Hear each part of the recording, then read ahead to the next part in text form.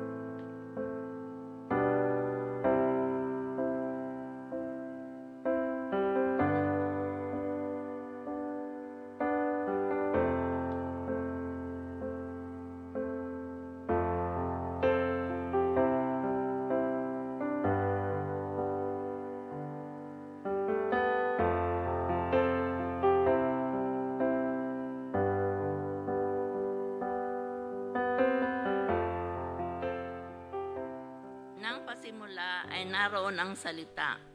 Ang salita ay kasama ng Diyos. Ang salita ay Diyos. Sa pasimula ay kasama siya ng Diyos. Nilikha ang lahat ng bagay sa pamamagitan niya, at walang anumang linikha nang hindi sa pamamagitan niya. Ang nilikha sa kanya ng buhay, at ang buhay ay siyang ilaw ng sangkatauhan. Nagliliwanag ang kadiliman, ang ilaw at hindi ito nagapi kailanman ng kadiliman. Tayo po'y manalangin. O aming Diyos na makaparinang sa lahat, Lord, nagpupuro kami nagpapasalamat sa mga ito at muli mo pa kaming tinipon. Lord, sa mga ito, humihingi po kami ng kapatawaran sa aming nagawang mga pagkakasala.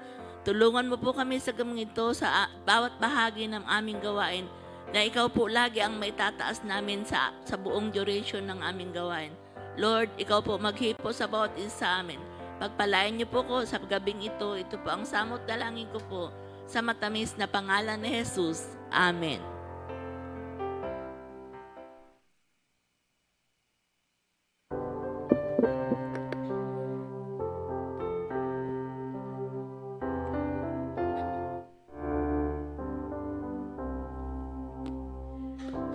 Kapanatagang maligaya ang idinulot ng ating Ama sa kaluluwa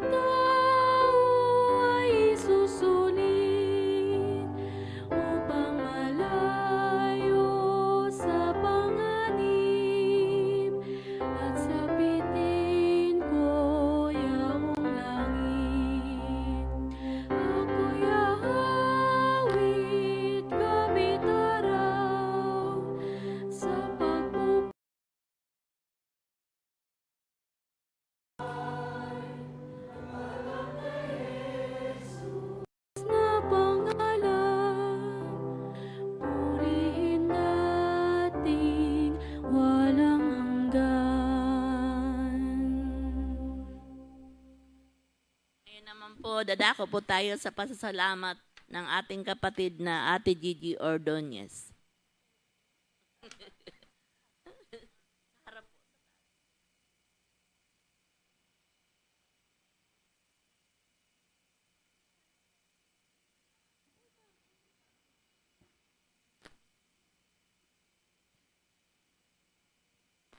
Yan, magandang gabi po sa ating lahat.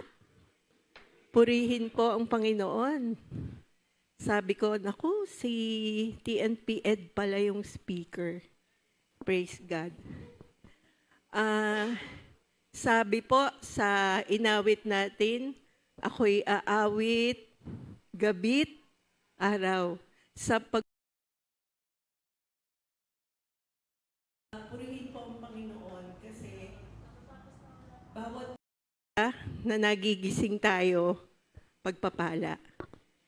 At recently, maraming pagpapala.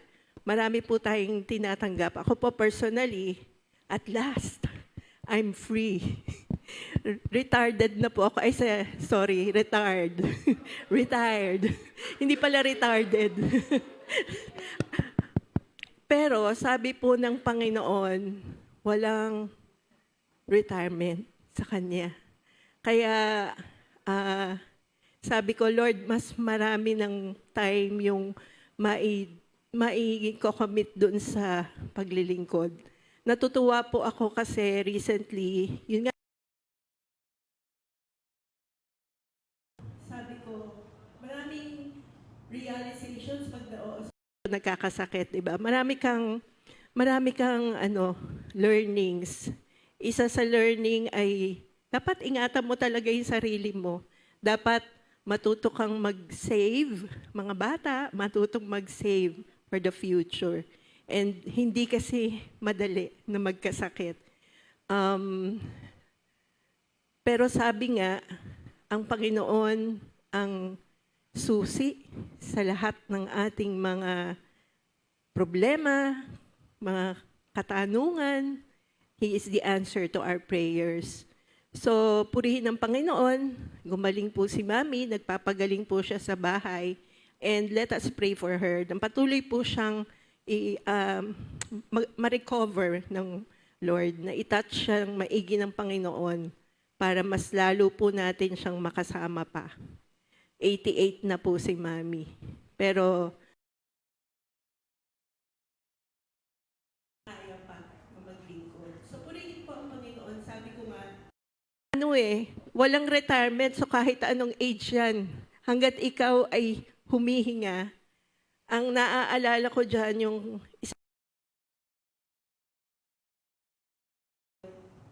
ang objective niya lang lagi ay makarating sa church, kahit siya ay may sakit. Ang karamdaman po niya ay cancer, pero ang objective niya lagi, pumunta sa church. So sana ito po yung ating heart, no? Na laging nandoon, maglingkod. Mga bata, mga kabataan, at mga matatanda, mga oldies but goodies. Kailan pa po natin pipiliin na maglingkod? Dapat ngayon na po. Kasi life is short eh. So, napakarami pong gawain sa ubasan. Napakaraming help yung kailangan. So, huwag sayangin yung lakas, ibigay sa Panginoon ang talento, ang buhay.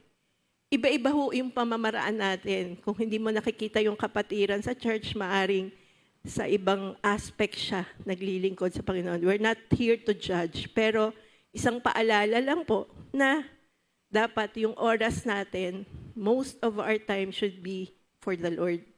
Purihin po ang Panginoon kasi mas maganda po yung schedule ko ngayon, mas hindi hectic, mas wala na po akong stress, mas relaxed at mas okay na po ang kasi wala na yung trabaho. At purihin din po ang Panginoon kasi praise and worship leader ngayon si Ate Grace. So, matutunghayan natin siya. Kaya ang challenge ko po sa bawat isa ay hindi po reason na may nagkasakit o ikaw ay sumama ang pakiramdam, ikaw ay may problema, ikaw ay nagkaroon ng pagsubok sa Panginoon. Ito po ay mga pagkakataon, sitwasyon na dumarating talaga sa buhay. Pero kailangan po lagi yung pagtayo. Nandun lagi yung ikaw ay mag-isip at mag-analyze. Dapat laging yun po ang ating attitude. Purihin po, Panginoon, sa mga taong nandito, and hopefully po, pagpalain po tayong lahat ng Panginoon at i-fill tayo with the Holy Spirit para araw-araw ng buhay natin ay ialay po natin sa Kanya. Purihin po ang Panginoon.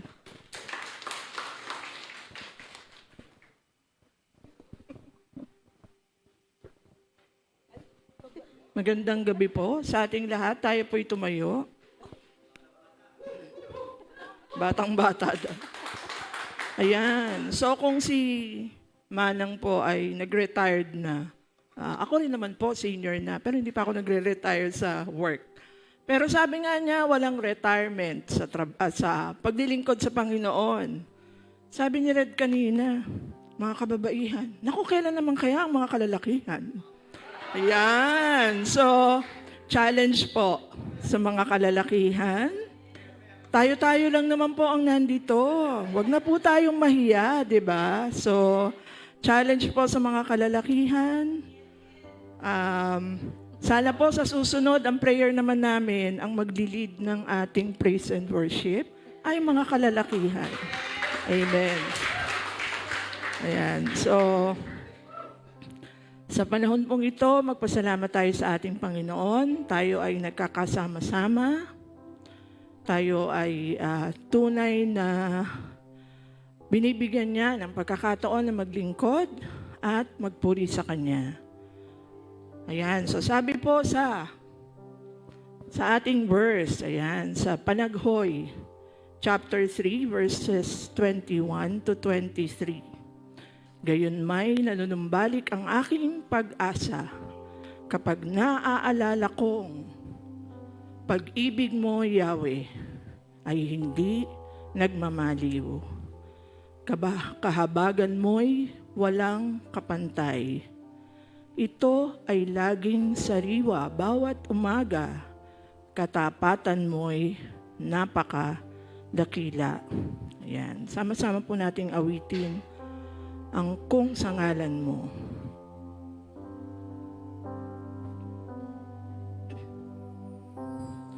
Kung sa ngalan mo kami magsama-sama, kumikilos ka sa aming pagsamba, at sa aming pagdaloy pagpapalain ang mga buhay namin. Ang mga buhay namin. Minsan pa po.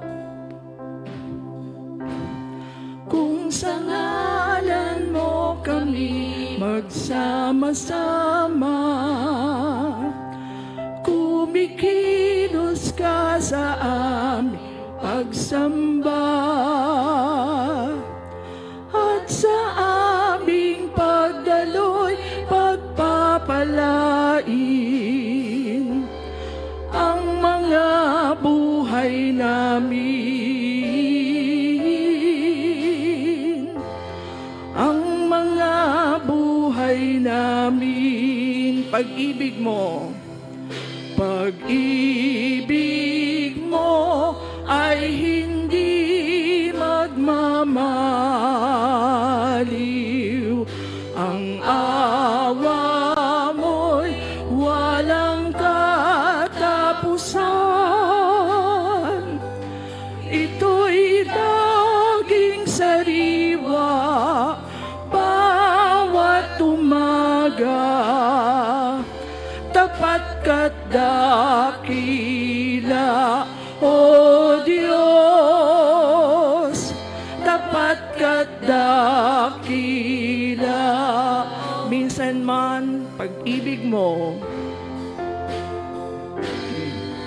pag-ibig mo ay hindi nagmamaliw. Ang awa mo'y walang katapusan. Ito'y laging sariwa bawat umaga. Tapat ka't dakila, O Diyos.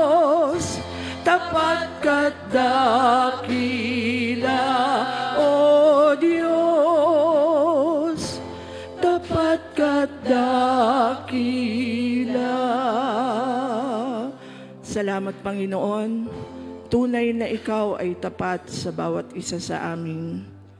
Salamat, Panginoon, sa gabing ito na binigay mo sa aming muli upang magsama-sama at purihin ka sa Espiritu at katotohanan. Sa panahon pong ito, Panginoon, ay dinadalangin namin ang aming mga puso, ang kaloob-looban ng aming kaluluwa. Siyasatin mo kami, Panginoon.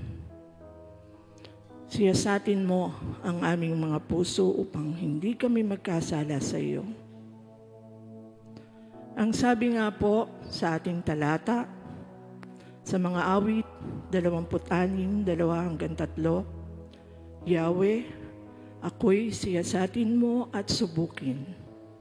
Hatulan mo ang iniisip at ang aking hangarin. Pag-ibig mong wagas, ang aking patnubay, ang iyong katapatan, ang lagi kong kaagapay. Sabay-sabay po nating awitin ang siyasatin mo ko.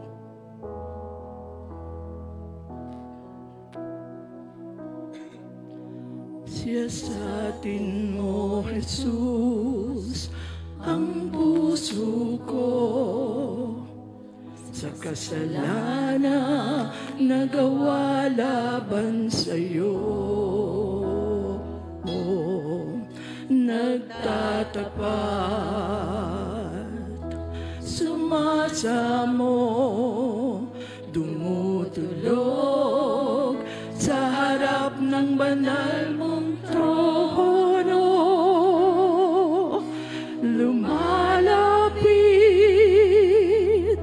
di man karapat-dapat sa kabanalan mo.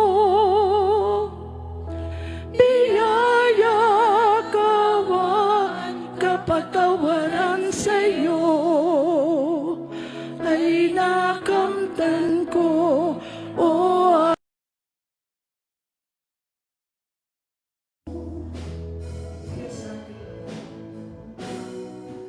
siyasatin mo, Jesus, ang puso ko sa kasalanang nagawa laban sa'yo. Nagtatapat, sumasamo, dumudulog sa harap ng banal mong trono. Lumalapit, di man karapat-dapat sa kabanalan mo. Biyaya, kawan, kapatawaran sa'yo ay nakamtan ko, o aking Jesus. Minsan pa lumalapit sa'yo, Panginoon. Lumalapit, di man karapat-dapat sa kabanalan mo. Biyaya, kawan, kapatawaran sa'yo ay nakamtan ko, o aking Jesus. Ay nakamtan ko, o aking Jesus. Salamat, Panginoon. na kung kami lumalapit sa iyo, ikaw ay magpapatawad sa aming mga kasalanan. Salamat, Panginoon, sa iyong kabutihan at sa iyong kahabagan. Sa pangalan ni Jesus. Amen.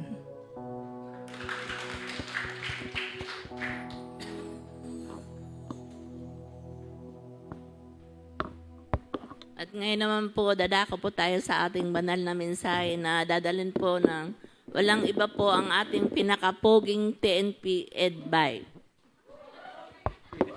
Good evening po. Good evening. Good evening po muli. Kumusta na po kayo? Nawa po ay ang pag-iingat at ang pagpapala ng ating Diyos na buhay ay lagi po sumati. No? Napakaganda po ng inyong mga ngiti sa inyong mga labi. Talagang parang anniversary pa.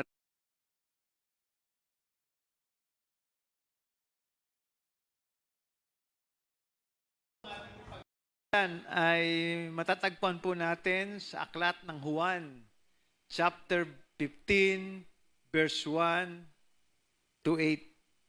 So, kapatid na Nuri. Manatili at mamunga. Napakaganda po nito. Tayo po sandaling tumayo sa pagbasa po ng ating banal na kasalutan ng Diyos. Sa 15 po, verse 1, sinabi pa ni Jesus, ako ang tunay na puno ng ubas at ang aking ama ang tagapag-alaga.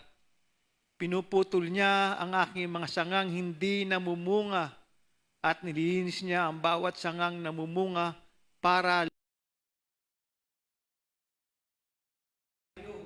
dahil sa mga salitang sinabi ko sa inyo. Verse 4, manatili kayo sa akin at ako'y mananatili sa inyo. Hindi makakapamunga ang isang sanga malibang nakakabit ito sa puno. Ganon din naman, hindi kayo makapamunga kung hindi kayo mananatili sa akin. Ako ang puno ng ubas at kayo ang aking mga sanga. Ang taong nananatili sa akin at ako rin sa kanya ay namumunga ng marami, sapagkat wala kayong magagawa kung hiwalay kayo sa akin. Ang hindi mananatili sa akin ay tulad ng mga sangang itinapon at natutuyo, pagkatapos ay itinipon at tinihagis sa apoy para sunugin. Kung mananatili kayo sa akin at ang mga salita ko'y mananatili sa inyo, ipagkakaloob ko ang anumang hilingin ninyo. Napaparangalan ang aking ama ang namumunga kayo ng sagana at sa ganitong paraan ay mapakita ninyo at ang mga tagasunod ko kayo. Purihin po ang pagkabasa ng banal na salita ng Diyos. No? Napakaganda po ng title natin. Ang manatili at mamunga. No? Sabi nga po ng ating kapatid na Gigi, wala pong retirement kay Lord eh. Kailangan po na tayo manatili at kailangan tayo mamunga. Wala po, regardless of age po yan. No? Kahit tayo ay bata, matanda, manatili tayo sa sanga. Ayun ang ating Panginoong Diyos. At pilitin natin kahit tayo ay may mga edad na, ay tayo ay mamunga. No? Congratulations Ate G. At ikaw pala ay retirement na. No? Pwede na mag-alaga ng apo. No? Hindi na masyadong busy si mami mo, nurse. Pwede na. No? Katulad po ng ating kapatid na Kaani. Talagang tuwan-tuwa kanina. Pinapakita po niya yung picture sa akin. Ang ating po pag-aaralan ngayon ay, ito po ay sinulat ng ating Panginoon nung bago po siya mamatay a day after sa kanyang crucifixion. No? Ito po ay parang mga habilin sa kanyang mga alagad. Itong ating pag-aaralan ngayon. Nurse. Ang larawan. Makikita, i-picture po natin yung puno, manggagawa, at yung po mga sanga. Sabi ni Jesus, ako ang tunay na puno ng ubas, at ang ama ko ang magsaka. Kayo naman, tayo, yung mga sanga. Si Jesus ang tunay na puno. Sa lumang tipan po, ang bansang Israel ay tinatawag na puno ng ubas ng Diyos. Ngunit, nabigo po ayon sa kanyang nais. At si Jesus po ang naging katuparan po nito. Siya ang pinagmulan ng lahat ng espiritual na buhay, lakas at layunin. At kung wala siya, ay wala tayong tunay na buhay, no? Sabi po palagi ni Tito Galing, Jesus is the cornerstone. No, kahit saan po tayo magpunta, palagi po tayo nakakapit sa ating Panginoon Diyos. Kasunod po, ang Ama, ang manggagawa. Ang Diyos Ama ang nagalaga at nagpapatubo sa puno. Ang kanyang layunin ay malinaw. Gawin tayong mas lalong mabubunga. No? Dahil yung mga kabataan ko, alam ko po yung mga kabataan, ngayon pa lang ay tinitrain na sila para po sila ay mamunga, manatili at mamunga para dito sa ating church at kung saan man siya dadalhin ng ating Panginoon Diyos. At pangatlo po, tayo po yung mga sanga. Ang tungkulin natin ay manatiling nakakabit. Hindi makapagbunga ang sanga kung sarili nitong pagkukunan. Kailangan nitong humigop ng lakas mula sa puno. Every morning is a blessing. No? Pag gising po natin sa umaga, pag huminga po tayo,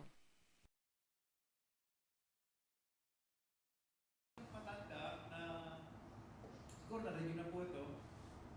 Po siyang huminga, din nagpadala po siya sa hospital. Nung nasa hospital na po siya, nilagyan po siya ng oxygen.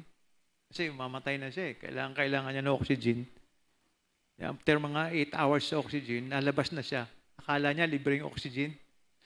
May bayad pala yun, no? Kaya tingnan po natin, tuwing umaga, pagkagising natin, libre po yung oxygen na nakakabit sa atin. Kasi nakakabit tayo sa kanya eh. Kung puputulin po natin yung oxygen na mangyari sa atin, tayo po ay nasa Himlayang Unida. No? Kung tayo po ay... Kaya ang importante po, paggising natin sa umaga, magpasalamat na kaagad tayo kasi buhay pa tayo eh. Minsan nga po sabi, paggising daw sa umaga dapat Bible. Paano po yung pag-Bible mo ay nasa cellphone, no? Paano po kayo? Si Ate Cora po natatandaan ko. Dati sabi niya, paano kaya ako yung Bible ko nasa cellphone? Wala namang problema. Basta wag lang po titingin pa sa iba muna. Sa yung Bible muna, pag-isang umaga, pasalamat tayo. Kasi yan po yung dapat talaga natin gawin eh. Kasi kung hindi tayo magpasalamat, paano na ang ating buhay, ano? Kaya every morning, pag open ng ating mata, Lord, thank you po. Every gising isa, blessing. Ano po ang gagawin ng mga manggagawa? Pagtabas at paglinis. Pinuputol niya ang bawat sangang nakakabit sa akin, pero hindi namumunga. At ang bawat sangang namumunga ay tinatabas niya upang lalo pa itong dumami ang bunga. May dalawang paraan po ang Diyos para alagaan tayo. Number 1, pag-alis sa tuyo at sa mga patay. Ang mga sangang ito'y hindi namumunga ay inaalis.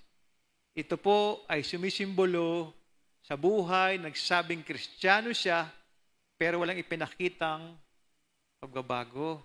Nakakalungkot po, Walang pag-ibig, pagsunod, paglago.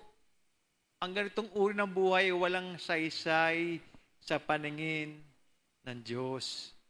Nakukunyari lang po tayong nakakabit sa ating Panginoon Diyos, pero wala pong pagbabago na nakikita sa ating buhay. Walang pag-ibig, walang pagsunod, walang paglago, ay ayaw po ng ating Panginoon Diyos. Kahit palagi po tayo natin simbahan, kung hindi naman tayo sumusunod, kung hindi naman tayo lumalago, at tayo ay nakaupo lang, para pong ayon sa paningin ng Diyos, no? Kaya, tama po sabi ni Ate Gigi kanina, habang tayo ay may buhay, tayo ay maglilingkod sa Panginoon. Wala pong retirement yan.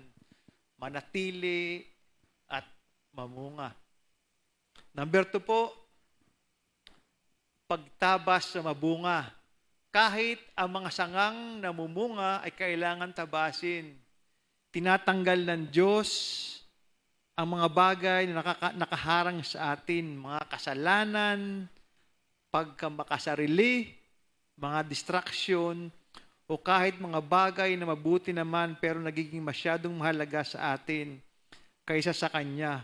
Masakit man ang proseso, yung pinoprone yan, pruning ang tawag o pagtabas, ito ay gawa ng pag-ibig upang magkaroon ng puwang para sa marami pang bunga. No, mayroon pong isang kwento, isa pong kabataan na talagang todo aral, naglilingkod sa Panginoon. Sabi niya sa Panginoon, pag ako po ay nagkatrabaho, talagang todo po ako maglilingkod sa inyo. Yun po yung palagi niyang ginagawa. Madaling sabi po, nakatapos mag-aral, nagtrabaho, nakalimot sa Panginoon. Trabaho na eh. Ano, tapos na, Lord, tapos na. May trabaho na ako eh. Di ko na ikaw kailangan. Ito po yung sinasabi dito. Ito ay gawa ng pag-ibig ko magkaroon ng puwang para sa raypang mamunga. No? Di naman po siguro pangako ka ng pangako na, Lord, pag nagkatrabaho ako, maglilingkod lalo ako sa iyo. Lalo akong gaganahan. Eh, pag nagkatrabaho na, unti-unti na. Tapos, cycle po yan eh. Tapos, magkakaproblema, pabalik, ulit. Yun na naman, gano'n na naman, ano? Yun po ay ginagawa ng Panginoon para tabasin. Kahit mabunga po tayo, tinatabas po tayo. Kahit mga bagay na mabuti naman, pero naging masyadong mahalaga para sa atin. Masakit po yung proseso. Ang pagtabas, ito'y ginagawa po para sa pag-ibig ng Panginoon. Minsan, pinapalo. Pinapalo ng Panginoon. Balik ka sa akin. Yan yung pangako mo sa akin.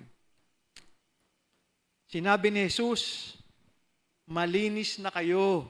Dahil sa salitang sinabi ko sa inyo, sa verse 3 po ito. Ang kanyang katotohanan ang naglilinis ating puso at isipan upang tayo maging handang magbunga. No, kailangan po talaga tayo ay magbunga. Number 3 po, ang hamon. Ano po yung hamon sa atin? Na manatili tayo sa Kanya. Manatili kayo sa akin at mananatili ako sa inyo. Ang sanga hindi makapagbunga kung hiwalay ito sa puno. Gayon din naman kung kayo hindi mananatili sa akin. Ang salitang manatili o abide ay nangangahulugang manahan, dumikit, huwag aalis. Hindi ito isang beses na desisyon, kundi araw-araw na pagpili, nananatiling malapit kay Jesus. Ano po ba yung ating gustong piliin? Pipiliin po ba natin na tayo ay manatili o mag-abide sa ating Panginoong Jesus? O tayo ay aalis sa Kanya? Our Lord, ang ating Panginoon, ang source of everything. Lahat po ng anong meron tayo, galing po sa Kanya yan. And then instant, kung gusto niya, pwede niyang tanggalin. Pwede niyang tanggalin, pwede niyang ibigay. Yan po yung ating Panginoon Diyos. No? Ang importante po, we have to manatili, we have to abide. Manahan, dumikit, wag aalis. Hindi ito isang beses na desisyon, kundi pang araw-araw na pagpili na maging malapit kay Jesus habang tayo po ay nabubuhay. Manatili po tayo sa ating Panginoon Diyos. At kapag nanatili tayo kay Jesus, may magandang bagay na nangyayari sa ating mga buhay. Number 1 po, magbubunga tayo ng sagana. Ang bunga na tinutukoy dito ay hindi basta paggawa ng mabuti. Ito ay pagkakaroon ng katangian ni Jesus sa ating buhay. Sinasabi po sa Galatia 5:22-23, pag-ibig, kagalakan, kapayapaan, pasensya, kabutihan, katapatan, kahinahunan. at pagpigil sarili. Ito na po yung mga fruits of the Holy Spirit. Kasama rin dito ang pagbabahagi ng Ebanghelyo at pagtulong sa iba. Number 2, sasagutin ang ating panalangin. Kung mananatili kayo sa akin at mananatili sa inyo ang mga salita ko, hilingin ninyo ang anumang ibig ninyo at gagawin ito para sa inyo. Kapag puso natin ay kaisas ng Kanya, ang mga hiling natin ayon na rin sa Kanyang kalooban, according to His will. No? Minsan, yung mga panalangin natin is binibigay na kagad, instant. No? Medyo hindi pa naman masyadong binibigay. Yung akin pong cellphone, sira na. Maikwento ko lang po sa inyo. Umattend po ako ng isang conference po sa PLDT. No? Ang dami pong tao, almost 300. Sabi ko, Lord, baka gusto mong palitan yung cellphone ko. Ganun po kasi may premium po cellphone sa pinakadulo. Lord, baka naman. Baka naman, Lord. Yun, attend po kami. Tapos, gusto ko na pong umuwi kasi nagugutom na ako Kaunti lang po yung... Pero ang dami pong natatawag na lahat. Sabi ko, mag-alas 8 na. Parang nahilo na ako sa gutom. Hindi pa ako tinatawag, Aalis na po ako dahil alam ko wala nang pag-asa Tinawag po yung pangalan ko, Eduardo Bay. Grand prize po ako ng cellphone. Okay sa inyo? Yan po yung mga instant prayer. Talagang kailangan sabihin ninyo yung gusto ninyo. Pero kung hindi bibigay ng... According to His will paragi, hindi pa rin ibibigay niyo yan. Kung hindi. Kasi po yung cellphone ko, 2015, bago pa pandemic pa po yung cellphone ko anong date na po ngayon? 11 years na, Ang sa akin po basta't gumagana yan, okay lang. Binigyan nga po ako nung apo ko ng ito, ginagamit niya sa school to. Binigyan niya sa akin. Hindi ako maalang, pero the Lord is good and His mercy endureth forever. Kailangan kung mananalangin tayo sa Panginoon, kung mananatili kayo sa akin at manatili sa inyo ang mga salita ko, hilingin ninyo ang anumang ibig ninyo at ito'y gagawin ito para sa inyo. Kapag ang puso natin ay kaisa ng Kanya, ang mga hiniling natin ay ayon pa rin sa Kanyang kalooban. It is all according to His will. Siya pa rin ang masusunod. Number 3 po ay paparangalan ang Diyos. Sa pamagitan nito ay napaparangalan ng Ama ko ang pagkaroon kayo ng maraming bunga sa verse 8. Ang ating mabuting buhay ay patuloy na totoo at mabuti ang ating Diyos. Kung tayo po ay nakahangiti, kung tayo po ay may trabaho, kung tayo po ay buhay sa umaga, napakabuti po ng Diyos sa atin. Kumakain po tayo ng 3 beses isang araw, may mga poging asawa, talagang pagpapala ng Panginoon. Yan po ang patotoo ng ating Diyos ay napakabuti. Tumatawa po si Ate Annalisa. Gwapo rin po yung asawa mo, Ate Annalisa. Po yung mga bagong kasal kaya... Siyempre po, si TNP Joey talaga yung number 1 dyan. Number 4 po, mapupuno ng kagalakan ng inyong mga puso at matawa po kayo. Sinasabi ko sa inyo ang mga bagay na ito upang manatili ang kagalakan ko sa inyo at maging lubos ang inyong kagalakan. Ang tunay na saya ay hindi nanggagaling sa material na bagay, kundi sa malalim na relasyon sa ating Panginoon Diyos. Kasi mga material na bagay, nawawala yan Oo, mayroong ganito, pero nawawala yan. Ang tunay na makapasaya sa ating buhay ay ating relasyon sa Panginoon Diyos. Magtanong po kayo ng isang mayaman at kung wala siyang relasyon sa Panginoon, hindi po masaya ang kanyang buhay. Mas maganda na po na ating payak na buhay, pero andun po yung kasiyahan, yung pagkapala na ating naramdaman sa araw-araw sapagkat nakadikit po tayo, hindi tayo nakahiwalay, naka-abide po tayo sa ating Panginoong Hesus.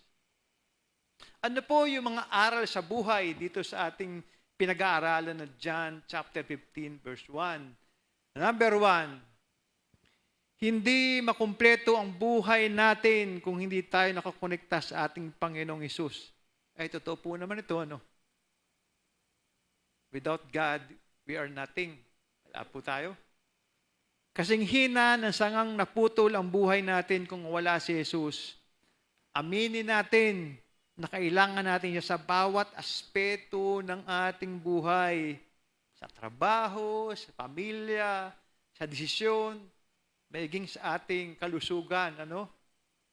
Kung hindi kayang magawa ng sanga na magbunga, kung ito hiwalay sa puno, gayon din naman kayo kung hindi kayo mananatili sa akin. Pero po kung Indian mango sa bahay, sa Pubay po, nabali po yung sanga. Sabi po ng anak ko, talian mo na lang, mamumunga pa yan. Talian ko daw alambre, tapos mamumunga pa yan. Sigurado ka ba dyan? Sabi ko sa kanya, oo, sigurado yan. Sabi ko hindi, kasi naputol na yung sanga. No? Pwede na magtanim ulit tayo, saka siya mamumunga. Mahina, kasing hina na sang naputol ang buhay natin kung wala ang ating Panginoong Hesus sa ating mga buhay. Makakamtam ko ang lahat ng bagay sa magitan niya, nagbibigay ng lakas. Sa Pilipos 4:13.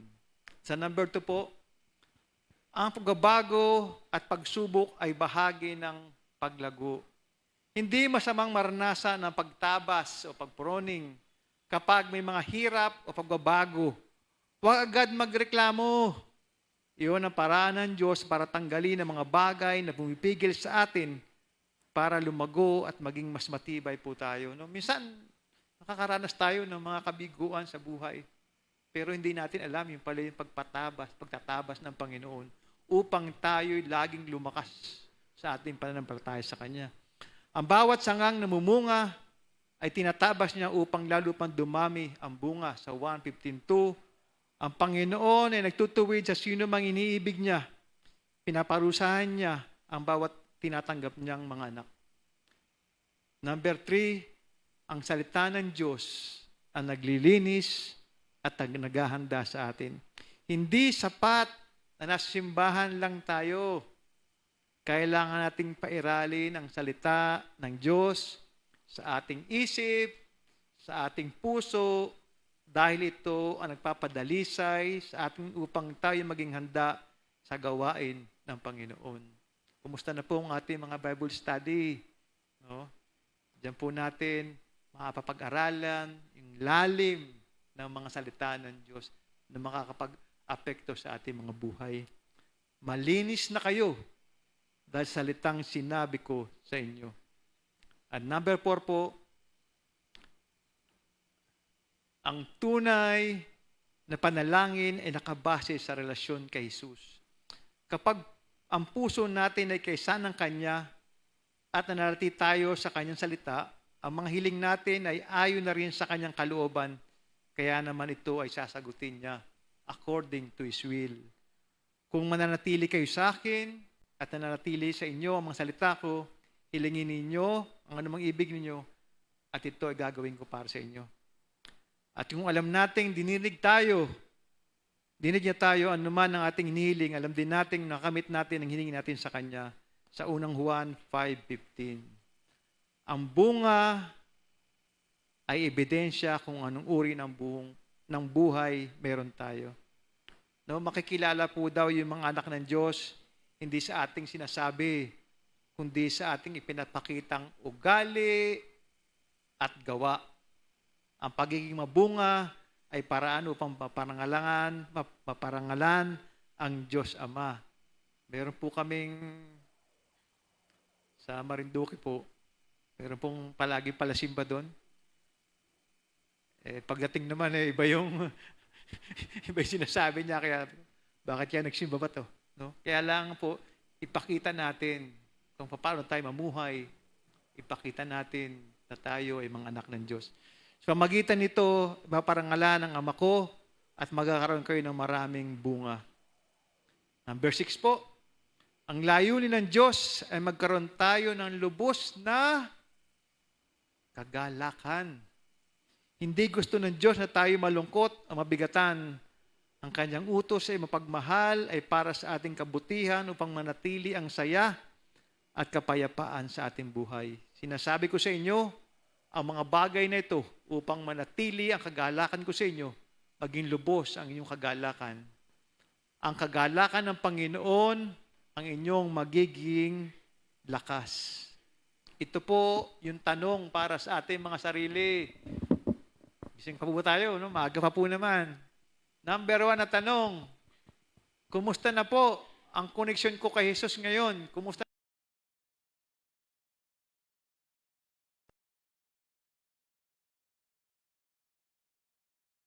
Hindi pa ang connection nyo sa ating Panginoon. Nakadikit pa po ba kayo ng maigi? O unti-unti nang nahihiwalay dahil sa pagiging abala sa material?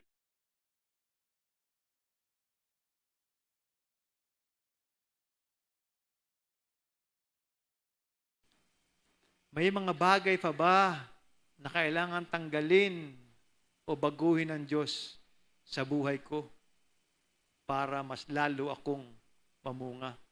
Ito pong katanungang ito ay tandaan po natin at ating pong pabulay-bulayan upang tayo ay manatiling nakadikit at namumunga para sa kagalakan ng ating Panginoon Diyos. Purihin po ang Panginoon. Good evening po.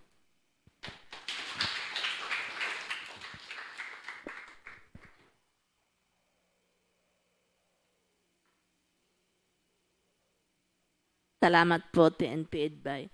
Ngayon po, dadako na po tayo sa tanging awit ating kapatid na Jenny Lynn.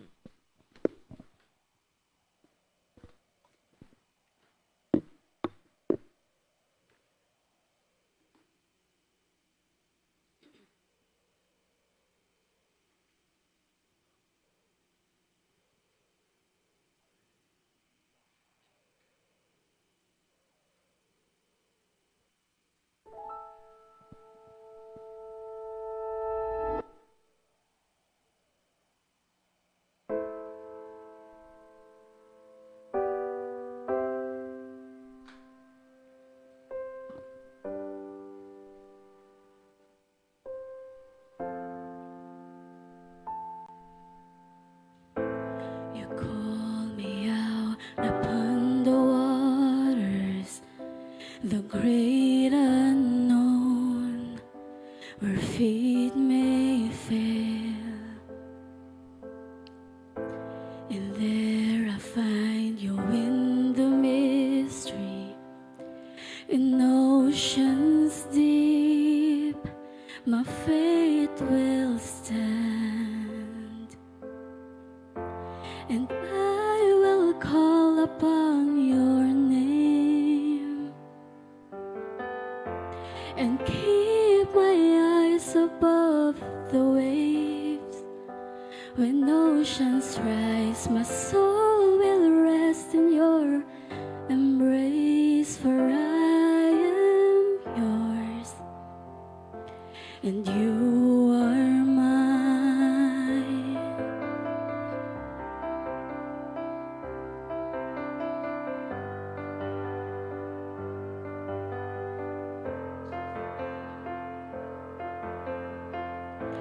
Your grace abounds in deep as waters. Your sovereign hand will be my guide.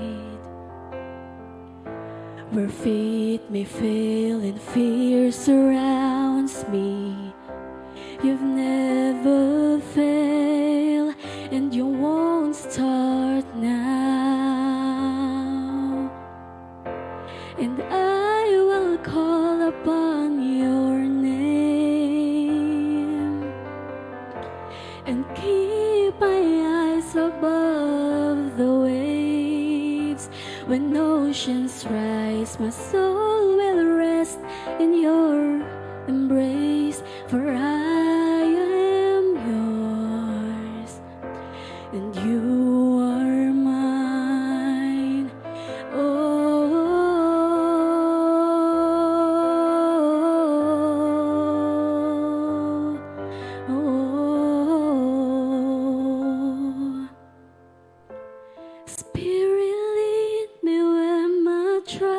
is without borders. Let me walk upon the waters wherever you would send me. Take me deeper than my feet could ever wander, and my faith will be made stronger in the presence of my Savior. Spirit, lead me where my trust is without borders. Let me walk upon the waters wherever you would call me. Take me deeper than my feet could ever wander, and my faith will be made stronger in the presence of my Savior. And I will call upon your name and keep my eyes above the waves. When oceans rise, my soul will rest in your embrace, for I am yours and you are mine.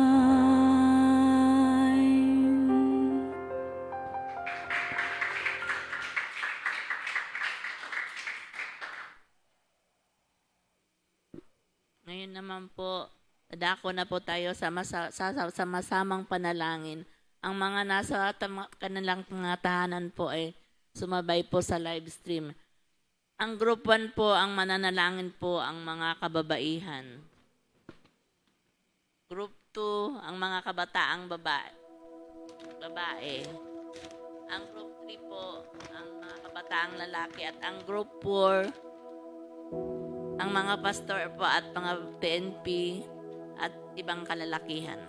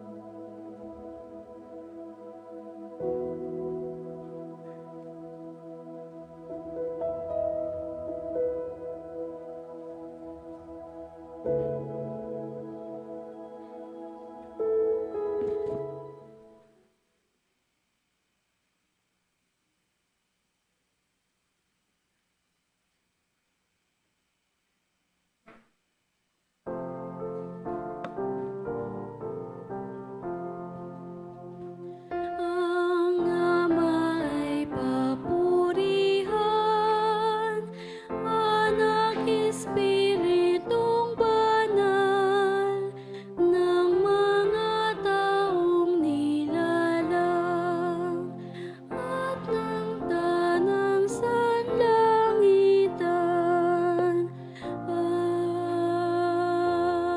Amen. Tayo po ay manalangin. Diyos amang makapangyarihan sa lahat, salamat po dahil kayo ang puno at kami ang mga sanga. Patawarin niyo po kami sa mga pagkakataong umaasa kami sa aming mga sariling lakas. Tulungan niyo po kami na manahan sa inyong salita. Tanggalin niyo po ang anumang hindi maganda sa amin at tubugin ninyo ang aming puso. Nawa po ay makapagbigay kami ng mamubungang-bunga para maparangalan po kayo. Marami pong salamat sa aming mga kapatid na narito ngayon. Patuloy po silang patnubayan at ingatan sa aming paghihiwalay. Ganun po ang aming mga kapatid na nasa online, Panginoon. Patuloy po na kayo ang kumilos sa kanilang mga buhay. Lord, i-bless niyo po kami sa lahat ng aming gagawin at patuloy po kaming manatili sa iyo at kami po ay patuloy na mamunga. At Lord Father God, bigay po niyo sa amin ang inyong makapangyarihang bendisyon na hangos sa aklat ng Juda. Sa Kanya na makapag-ingat sa inyo upang hindi kayo magkasala at makapagkarap sa inyo ng walang kapintasan at may malaking kagalakan sa Kanyang kaluwalhatian. Sa isang Diyos na ating tagapagligtas, sa pamagitan ni Jesucristo na Panginoon natin, sa Kanya ang kaluwalhatian, kadakilaan, kapamahalaan, at kapangyarihan mula nung una, ngayon at magpakailanman. Amen.